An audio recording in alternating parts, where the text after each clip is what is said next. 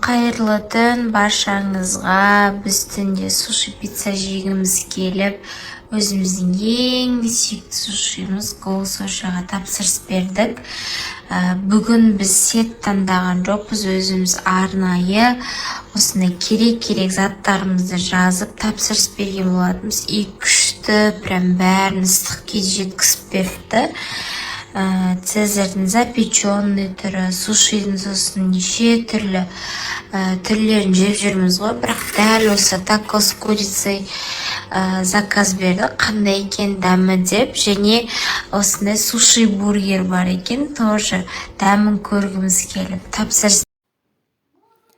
Кешегі эфирде Тәуіржан мырза Зарина ханымға осындай бір құпия сыйлық берген, оны эфирде ашпауын сұранған, және ол барлық қатысушылардың арасында кім қандай нәрсе сыйлық екен деп, біреу туфли деді, біреу әркім өзін ойын айтты. Сонымен ауа тазартқыш болып шықты, және Зарина өте қуанды, алғысын айтты Тәуіржанға. Тәуіржан өзіңізді заботливый жігіт деп кішкене мақтап қойды. Зарина өте қатты қуанып кетті. Біздің үйге тағы да бір пайдалы зат келді деп. Сіздердің ойларыңыз қандай? Зарина мен Тәуіржан жүріп шыға ма? Әлде бұлар просто хайп үшін жүр ма? Өздеріңізді, пікірлеріңізді комментарийда жаза кетіңіздер.